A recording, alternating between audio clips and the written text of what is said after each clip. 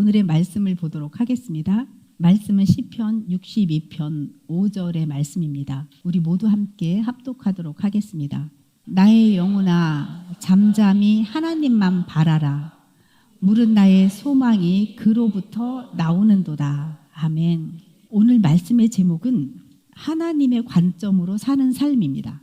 하나님의 관점으로 산다는 것은 무엇이라고 말할 수 있을까요? 너무 하나님의 관점으로 살고 싶은데 그러면 이것은 하나님의 시선으로 산다는 건가? 하나님의 마음으로 산다는 건가?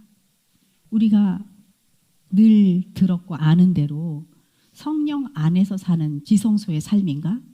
이렇게 생각할 수도 있고 맞아, 이것이 바로 영적인 삶이지 이렇게 생각할 수도 있겠습니다. 여러분들이 성경을 볼 때에 이럴 때가 있지 않아요? 하나님의 마음으로 성경이 읽혀지네? 갑자기 성경을 읽을 때 나의 영혼아 잠잠히 하나님만 바라라. 물은 나의 소망이 그로부터 나오는데 오다가 어떻게 들리냐면 나의 자녀여, 나의 딸아, 나의 아들아, 내 안에 있니? 너에게 심겨진 소망이 내가 심어놓은 건데 알고 있니? 너의 소원은 나로부터 시작된 거야. 그러면서 격려하시고 그러면서 그러니까 반드시 그것은 성취되어져 라고 읽혀집니다. 어느 날 성경을 읽을 때 하나님의 마음으로 성경이 읽혀지는 순간 그 순간을 맞이하면서 하나님께서 나에게 이렇게 말씀하고 계시네? 이런 것을 알게 되죠. 그것이 바로 하나님의 관점으로 성경을 읽게 되는 거고요. 하나님의 관점으로 뭔가를 보게 되는 것입니다. 얼마 전에 말씀을 읽고 묵상할 때에 너무 모든 것이 하나님의 시선으로 봐지고 읽어지는 것을 알게 되었습니다. 찰나의 순간이었는데 나한테 이렇게 말씀하고 계시네. 이런 말씀이었어.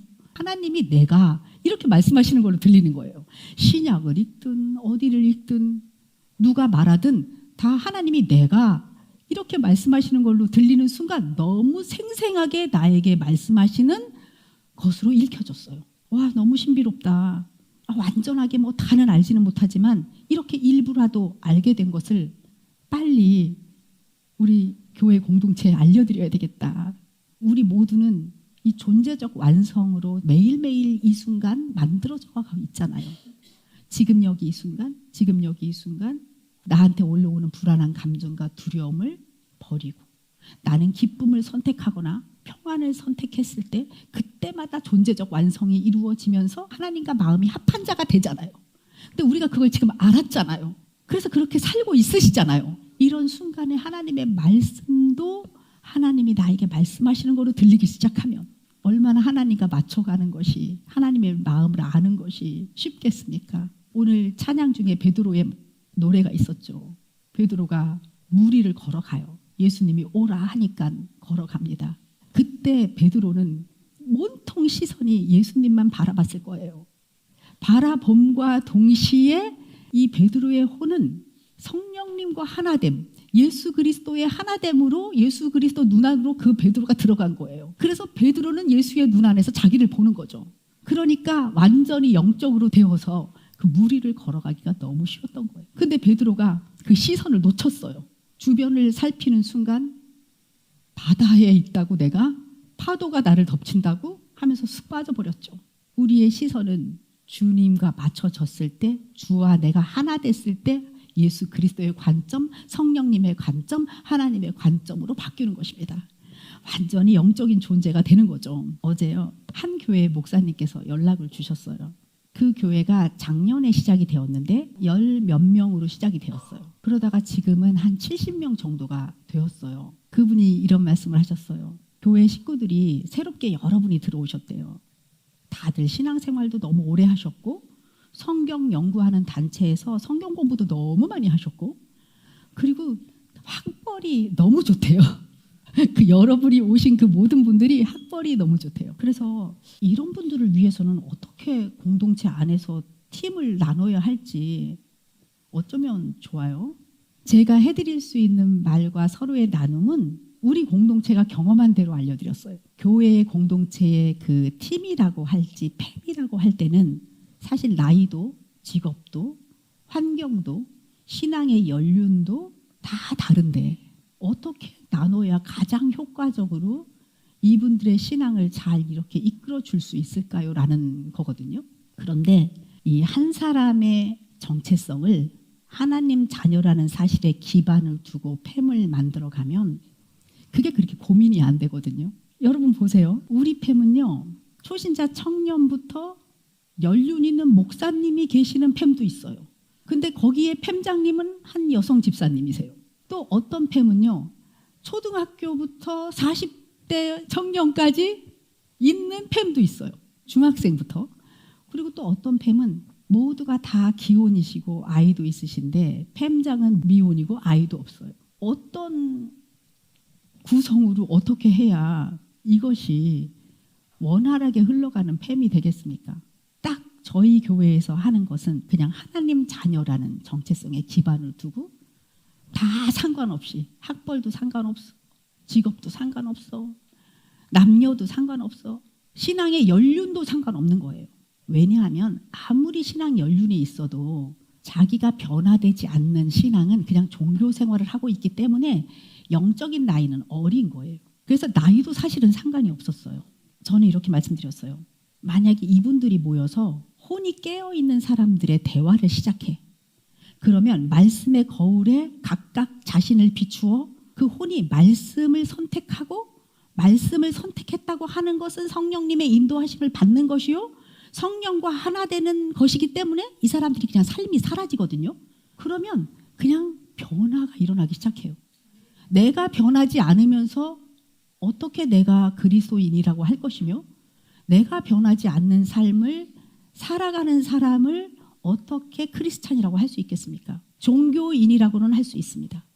그러나 크리스찬은 아닙니다.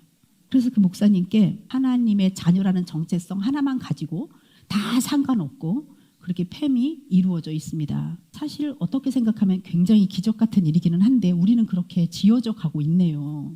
그리고 팸장들도 입술의 언변이 아니라 스스로 변화되어 가고 있는 삶을 살아가고 있기 때문에 팸장의 역할도 하는 겁니다. 팸장의 역할을 하면 어려움이나 고난이 자연스럽게 더 생기죠. 보이지 않는 것도 더 보여지게 됩니다. 그만큼 연단되고 그만큼 깎여져서 빛나는 존재가 되어야만이 그 역할을 감당할 수 있기 때문입니다. 그리고 우리들은 하나님의 관점에서 한 영혼 한 영혼을 사랑하는 하나님의 시선을 가지고 이 팸을 잘 이렇게 하고 있습니다. 이것밖에는 길이 없는 것 같아요. 그래서 목사님이 말씀하시는 학벌, 직업, 지위, 신앙 연륜, 얼마나 성경 공부를 많이 했나 그거는 우리에게는 그렇게 그게 고민이 된 게 아니었어요. 그랬더니 정말 그 목사님이 정말 기쁨으로 동의하셨어요. 아, 그렇게 해야 되겠네요, 우리도. 그래서 이제 그렇게 하기로 하셨습니다. 우리는 예배가 끝난 후에 1팸, 2팸 해서 8팸까지 각각 팸 모임을 합니다. 이 팸에서의 나눔이 굉장히 중요합니다. 찬양과 경배 시간이 끝나고 이렇게 메시지를 나누는 시간이 끝나고 그 다음에 팸 모임을 합니다.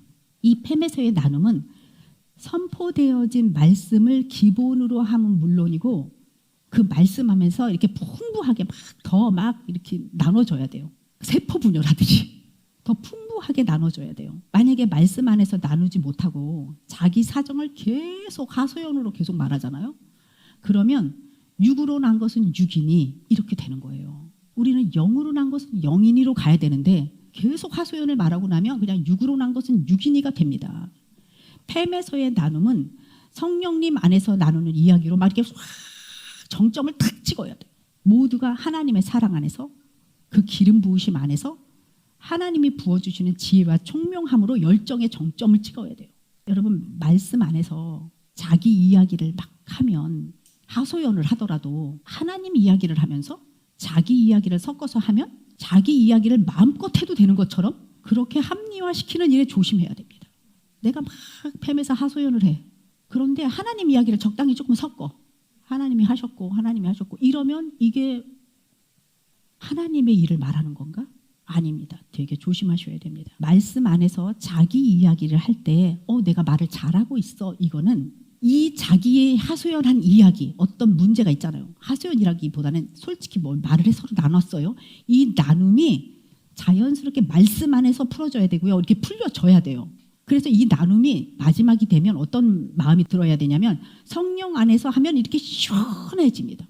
자기 사정을 말을 했어도 성령님이 이끌어 가시기 때문에 사람들이 점점 더 열정으로 말을 해서 열정으로 딱 끝나기 때문에 시원해지는데, 뭔가 얘기를 했는데 답답하고 명료하지 않고 말은 많이 했는데 내가 뭔 말을 했지? 내가 무슨 말을 했는지도 모르고 있을 때가 많죠. 이건요, 자기 스스로 자기를 속이는 일이에요. 나는 하나님의 말을 한다고 하면서 뭐가 답답해. 이건 스스로 속이는 일이에요. 하나님은 이런 대화에 속지 않으시고 업심여김을 받지 않으십니다. 팸 안에서는 결국 말씀 안에서 풀어져야 된다는 목표의식이 여러분들이 있어야 돼요. 자기 이야기를 나눌 때 분명한 이유가 있어야 돼요. 왜 이 이야기를 하고 있는지 얘기하면서 생각해야 돼요.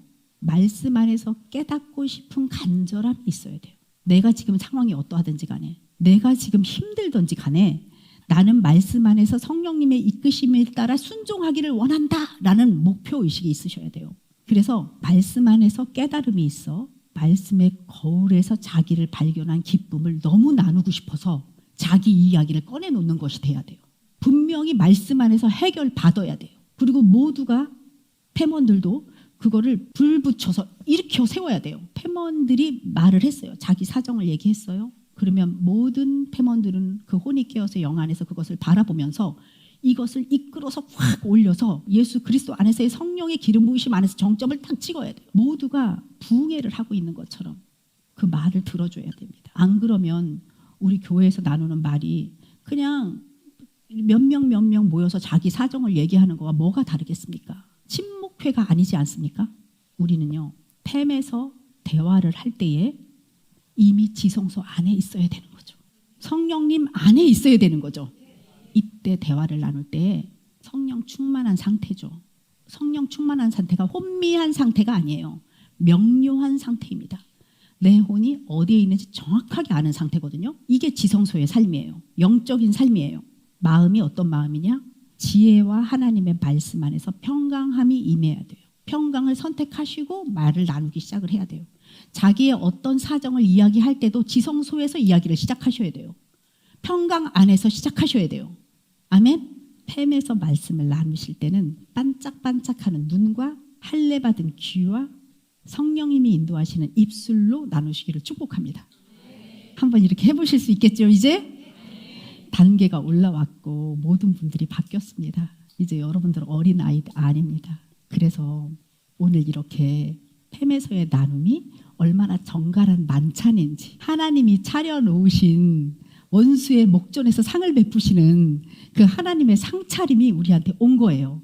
A라는 사람이 반찬을 만들고 B라는 사람이 밥을 만들고 누구는 국을 만들면서 서로 그 상차림에 자기의 이야기를 올려놓으면서 하나님께서 원수의 목전에서 상을 베푸시고 예수 그리스도 이름으로 모든 것을 물리칠 수 있는 정점으로 나아가는 그런 팸 모임이고, 그런 말씀 나눔이 바로 팸 모임입니다. 우리 그렇게 예수 그리스도 이름으로 선포합니다. 우리 그렇게 되었습니다. 아멘. 성숙한 사람들이 되었습니다. 아멘. 그래서 팸에서의 나눔은 하나님의 관점이 만들어지는 영적인 수준이 높아지는 때예요. 그래서 이런 팸 모임을 계속 하시다 보면 영적인 수준이 높아지세요. 이렇게 훈련되어진 하나님의 관점으로 살아가는 자들에게는 영적인 실력을 한번 사용할 때가 옵니다. 언제냐?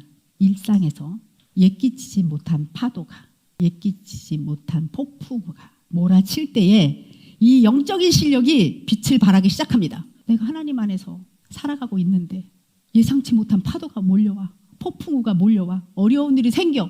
아이고, 내가 예수 믿는데 왜 이런 일이 생겨? 아닙니다.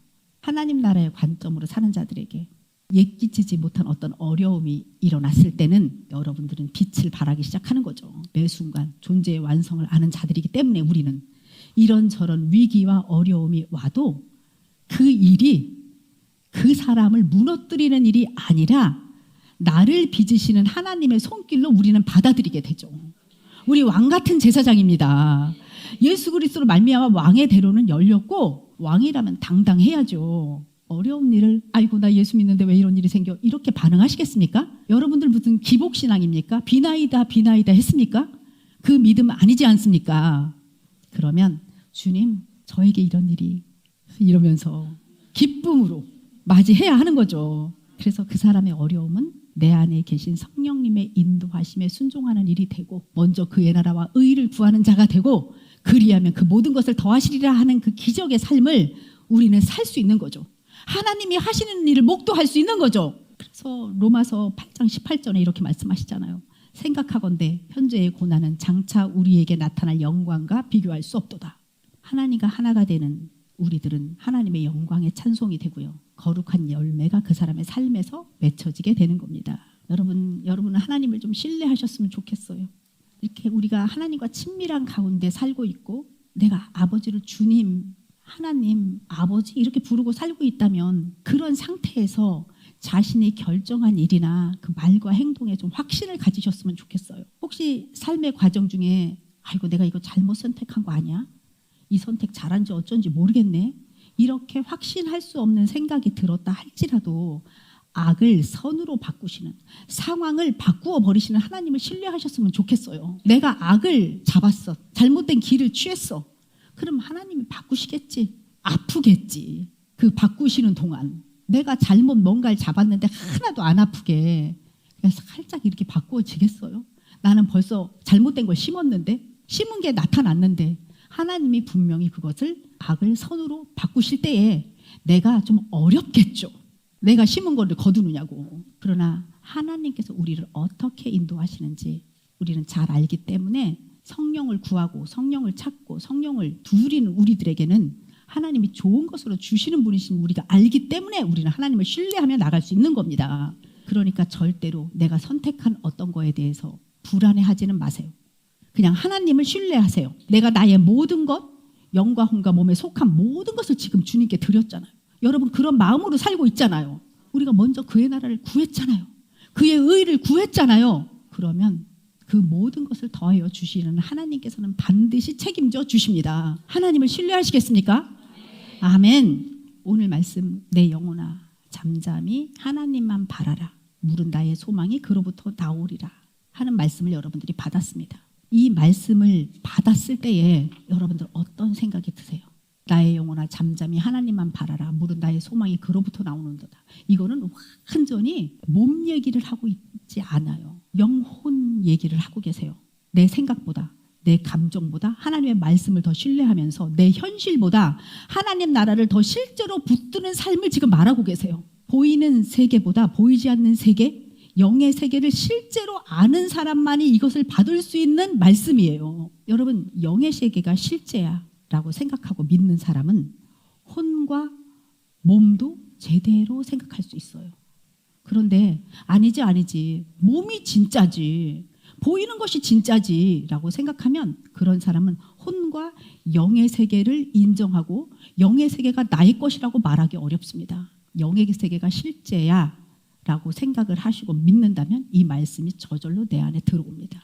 영적 세계를 말씀하고 계세요. 이 질서가 바르게 세워질 때에 우리는 하나님의 관점으로 모든 것을 볼 수 있습니다. 영의 세계가 실제라고 믿는 사람들은 나를 향한 하나님의 계획에 따라 이루어진 존재의 완성을 지금 여기 이 순간 계속 성취하면서 나아갈 수 있습니다. 강력한 힘입니다. 여러분 우리 한번 합독해 볼까요? 나의 영혼아 잠잠히 하나님만 바라라. 무릇 나의 소망이 그로부터 나오는도다. 여러분 이렇게 들리지 않으세요? 무릇 나의 생명이 하나님으로부터 나오는도다. 무릇 나의 기쁨이 하나님으로부터 나오는도다. 아멘. 그러면 아까 말씀드린 생각하건대 현재의 고난은 장차 우리에게 나타날 영광과 비교할 수 없도다. 그럼 이 말씀은 어떻게 들리세요? 생각하건대 현재의 고난은 여러분들에게 닥친 그 고난은 장차 우리에게 나타날 영광과는 비교할 수 없도다. 하나님께서 이렇게 말씀하시는 것 같아요. 현재의 어려움이 너무 실제처럼 보이지 바로의 핍박이 너무 진짜처럼 보이지 모든 길이 막혀 있는 것처럼 보이냐? 어떤 것도 너희에게 나타날 영광을 막지 못한다. 내가 주 아래 있는데요. 나는 돌이켰고 나의 모든 의를 버렸고 주님 안에서 주와 하나 된 자입니다. 그래서 우리는 내 영혼아 잠잠히 하나님만 바라라. 무릇 나의 소망이 그로부터 나오는 데다가 그냥 완전히 그 말씀이 덮어지는 거예요. 나의 영혼 몸에 전체로 부어지는 거예요. 이 말씀이 살아서 역사하는 겁니다. 너의 모든 소망은 내게로부터 주어진 것이 아니겠느냐? 너는 그 소망을 선포하라. 이렇게 말씀하시는 거죠. 주님은 내 안에서 평강을 누려라. 예수 그리스도의 이름으로 파도야 잠잠해질지어다 외치거라. 이 산더러 들려져서 저 바다로 던져져라 말할지어다. 예수 그리스도의 능력의 이름으로 선포하라 하십니다. 왜냐하면 너희가 내 안에 내 말이 너희 안에 있지 않느냐 하시기 때문입니다. 여러분, 하나님의 관점으로 산다는 건요, 아무리 거친 파도가 밀려와도 혼이 깨어서 성령님과 하나가 됨으로써 영의 주도권을 잃지 말아야 되는 거예요. 이 혼이 육을 따라가면 주도권은 뺏긴 거예요. 이 혼이 영 안에 있을 때 그 영의 주도권을 딱 잡고 영으로서 몸의 행실을 죽이면서 살아갈 수 있는 거예요. 우리는 그렇게 통치력을 부여받았습니다. 지금 통치권은 우리에게 있습니다. 우리의 혼이 영과 하나 될지, 우리의 혼이 육과 하나 될지입니다. 우리의 혼이 육을 따라가면 통치권은 떠난 거예요. 근데 우리의 혼이 영 안에 있을 때 통치권은 내 안에 있습니다. 여러분, 통치권 쥐고 살고 싶으십니까? 영영 사탄에게 빼앗겨 종노릇하고 끌려다니고 싶으십니까? 통치권 우리에게 와 있습니다. 이제 우리가 하나님의 관점으로 산다는 것도 알았고, 이 말씀이 온통 나에게 부어진 것도 알았습니다. 자, 하나님께서 그리신 우리들의 설교도를 한번 펼쳐보겠습니다. 대부분의 사람은 자신을 몸과 마음으로만 구성되어 있다고 생각합니다. 그래서 뇌가 멈추면 정신도 사라진다고 믿는 거죠. 그러나 성경은 인간을 훨씬 신비롭고 정교한 존재, 영, 혼, 몸으로 지음받았다고 선언합니다. 어디서? 데살로니가전서 5장 23절에. 우리 모두 함께 합독해 볼까요? 평강의 하나님이 너희를 온전히 거룩하게 하시고 또 너희의 온 영과 혼과 몸이 우리 주 예수 그리스도께서 강림하실 때에 흠없게 보존되기를 원하노라. 아멘. 영은 하나님과 소통하는 기관입니다. 하나님의 영이 거하시는 인간의 가장 깊은 곳이면서 직관적으로 하나님을 인식하는 영역입니다. 그리고 혼은 자아의 영역입니다. 의지, 자의식, 양심이 여기에 속합니다. 그리고 몸은 오감으로 물리적인 세상을 감지하고 오감을 통해 세상을 경험하고 혼의 의지를 실현하는 기관입니다. 혼의 선택을 행동으로 표현하는 기관이기도 합니다. 이렇게 이 셋은 서로 긴밀하게 연결되어 있고 각자의 고유한 기능과 목적이 있습니다. 이 구조를 이해하는 것은 우리가 어떻게 하나님을 만나고 어떻게 세상 속에서 살아가야 하는지 굉장히 중요한 열쇠가 됩니다. 영과 혼과 몸을 아는 것과 모르는 것은 정말 신앙생활에 있어서 열쇠를 쥐고 있는 건지 열쇠를 잃고 있는 건지가 정확하게 나타납니다. 창세기를 보면 하나님께서 이렇게 말씀하시죠. 우리의 형상을 따라 우리의 모양대로 우리가 사람을 만들고, 이런 말씀이 나옵니다. 여기에서 우리의 형상을 따라 우리의 모양대로 할 때 형상은 뭐지? 모양은 뭐지? 이렇게 생각할 수 있습니다. 형상과 모양은 같은 말이 아닙니다. 완전히 틀린 의미를 가지고 있습니다. 히브리 원어를 들여다보면 우리의 영과 혼의 비밀스러운 기능이 이 형상과 모양에 숨겨져 있다는 거예요. 형상은 첼렘이라고 합니다. 본질을 담는 그릇, 영을 말합니다. 첼렘은 원래 고대 왕들이 어디를 침략하여 그 땅을 점령했을 때 여기는 내 땅이다 이렇게 하면서 왕의 동상을 세워놨다고 합니다. 그 동상은 이렇게 텅 비어있는 동상이죠. 인간의 영도 하나님의 영이 들어와 있지 않으면 텅 빈 영이라는 겁니다. 하나님과 분리된 영은 그냥 그래서 기능이 정지된 것과 다름이 없습니다. 오직 인간의 영은 하나님의 영과 연합될 때에만 그 기능이 발휘합니다. 인간의 영은 하나님의 영이 들어와 생명이 들어오는 단일한 통로가 됩니다. 그리고 형상이 아니라 모양, 이것은 다채로운 닮음, 혼을 말하는데요. 어떤 겉으로 드러나는 성향이나 속성의 닮음을 말합니다. 이것은 인간의 혼에 해당됩니다. 하나님의 생명이 영에 임했을 때 그것을 밖으로 드러내는 방식이 바로 모양입니다. 우리들의 성품과 기질과 인격은 다 다릅니다. 하나님이 너무나도 아름다운 성격과 성품과 기질과 인격을 우리들에게 주셨습니다. 그것이 아름답게 만들어지는 곳이 바로 혼이라는 곳이에요. 그래서 인간은 영으로 하나님의 생명을 받고 혼으로 그 생명을 자신만의 색깔로 표현하고 발현해서 몸으로 하나님의 영광을 세상에 나타내며 살도록 지음받은 존재이라는 거죠. 그래서 영과 혼과 몸을 잘 구분해서 아는 것이 매우 매우 중요합니다. 그래서 이것을 프리즘 이론으로 영혼 몸을 이야기하면 어떨까? 그래서 프리즘 이론을 도입해 보았습니다. 우리가 프리즘이라고 생긴 삼각형 유리, 크리스탈 알고 계시죠? 자, 하나님은 빛이세요. 태양빛, 이것을 하나님으로부터 오는 생명과 진리라고 한번 가정해 보는 거예요. 하나님은 빛이시니까. 이 하나님의 빛이 우리의 영에 임했어요. 성령님이 우리 안에 계시면서 하나님의 빛이 우리 안에 임했고 우리의 영은 빛과 연합이 되었어요. 우리의 영이라는 접점을 통해 하나님의 빛이 들어옵니다. 우리의 영은 하나님의 빛으로 가득합니다. 단순히 이 빛 지나가는 정도가 아니라 그냥 빛이 우리와 하나가 된 거예요. 주와 합한 자는 한 영이 되어 하나님의 생명이 내 생명이 되는 완전한 연합이 일어나는 곳이 바로 우리의 영입니다. 그 안에는 빛이 임했습니다. 영의 빛이 임했고 이제 혼이 그 프리즘이라는 거예요. 영을 통해 들어온 하나의 빛이 혼이라는 프리즘을 통해서 굴절이 됩니다. 이 하얀 빛은 각 사람의 기질과 성품에 따라서 빨주노초 파남보 아주 그냥 더 많은 다채로운 고유의 색깔로 해석이 되는데요. 어떤 빛은 빨리 굴절되고 어떤 빛은 느리게 굴절되면서 색깔이 다 다르게 나타나는 거예요. 그래서 이 혼은 하나님의 빛을 해석하고 표현하는 프리즘이라는 거죠. 그래서 우리의 성격과 기질과 이런 것에 따라서 너무나도 다양한 색깔로 나타나는 거죠. 각각 다 아름다운 빛이 우리에게는 임했습니다. 우리의 혼은 그렇게 하나님이 주신 성품, 기질, 인격 이런 거를 통해서 더 아름답게 표현되는 곳이에요. 그것을 나타내는 것이 몸이라는 거죠. 몸은 스크린입니다. 혼을 통과하여 아름다운 색깔로 바뀐 그 빛은 최종적으로 몸이라는 스크린에 비치게 되는데 우리의 말과 행동, 또 관계와 섬김, 사랑과 헌신이 모두 몸을 통해서 나타납니다. 그래서 혼에서 굉장히 잘 굴절돼야 되겠죠. 우리가 항상 심중을 말하잖아요. 우리의 내면 깊은 곳, 심중이 있어요. 그 심중이 매질이라고 하는데 매질이라고 하는 것은 어떤 것이 전달되도록 중간에 연결이 되는 그 바탕이 되는 물질, 그 환경을 말하거든요. 이 심중의 매질, 그 심중을 매질이라고 하면 그 환경이 너무 중요한 거예요. 그러니까 어떤 매질을 통과하느냐에 따라서 속도가 달라지고 방향도 달라지는데 하나님의 말씀은 언제나 동일하게 임하잖아요. 심중에. 말씀은 변하지 않잖아요. 심중에 동일하게 임하는데 말씀이 통과하는 심중에 따라서 결과가 달라지는 거죠. 그 땅에 따라서 결과가 달라지는 거죠. 상처로 가득한 심중을 내가 매질로 갖고 있다고 해봐요. 그러면 사랑의 말씀도 거절로 해석하죠. 그리고 두려움으로 가득한 심중을 갖고 있는 사람은 약속의 말씀도 못 믿어. 불안하죠. 이거 하나님의 말씀 맞는 거야? 근데 이거 어떻게 믿어?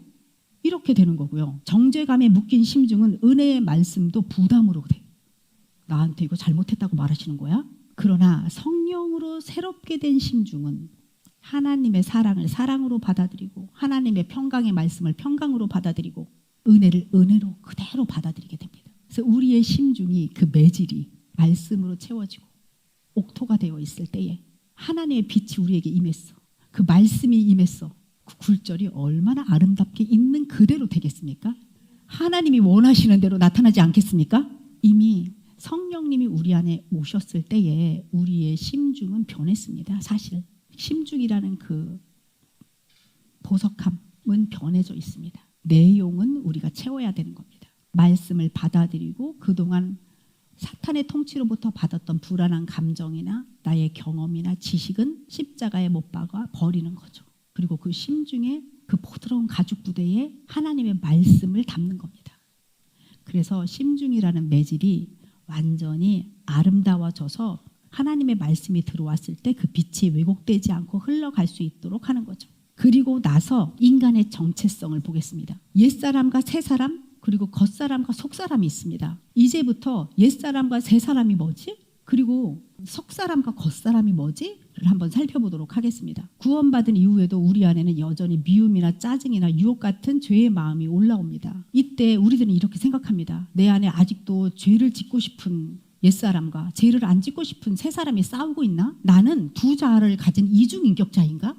나는 왜 이렇게 자꾸 죄에 끌려가지? 그러나 그렇지 않습니다. 우리가 알아야 되는 진실은 옛사람, 죄의 본성은 죽어버렸습니다. 이것이 죽을 거야. 죽을지도 몰라. 죽어가고 있다가 아니고요. 죽었다라고 선언하십니다. 우리가 알거니와 우리의 옛사람이 예수와 함께 십자가에 못 박힌 것은 죽었다는 것입니다. 법적으로 우리의 옛사람은 이미 죽었습니다. 그렇다면 왜 여전히 죄의 유혹이 느껴지나요? 하고 의문이 들 수가 있어요. 그 옛사람은 죽었는데 왜 이렇게 나는 죄의 유혹이 느껴지나요? 이것은 우리의 심중에 배어있는 오래된 구습 때문입니다. 여기 이렇게 예시가 있는데 서커스단의 코끼리가 어릴 때 발목이 묶여있던 기억, 그 서커스단에서 계속 발목이 묶여서 살았던 코끼리가 밧줄을 풀어줘도 도망가지 못한답니다. 그것은 그렇게 습관이 되었기 때문입니다. 그러니까 이제 여러분들은 속지 마셔야 합니다. 여러분은 용서받은 죄인이 아니라 이제 구원받아 그리스도 안에서 하나님의 자녀가 된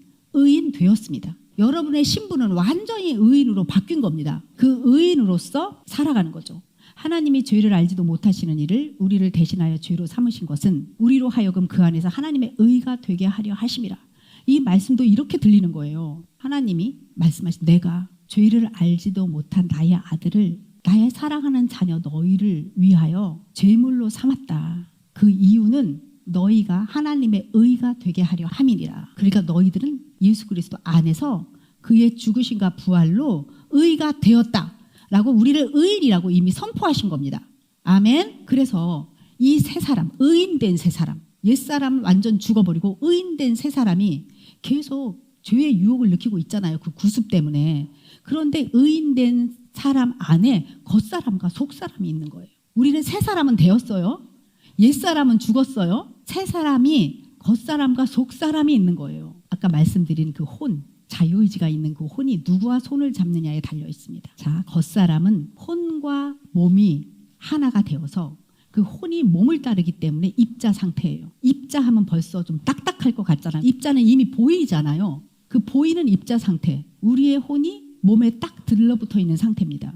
혼이 육신의 감각과 세상의 소리에만 반응하고 우리의 존재는 마치 입자처럼 딱딱하게 굳어집니다. 그래서 주님은 아시고 우리에게 에스겔서 36장 26절에서 또 새 영을 너희 속에 두고 성령님을 너희 속에 두고 새 마음을 너희에게 주되 심중의 가죽 부대를 말랑말랑하게 너희에게 주되 너의 육신에서 굳은 마음을 제거하고 굳은 마음을 줄 것이라고 이미 하나님께서는 우리들에게 약속하셨습니다.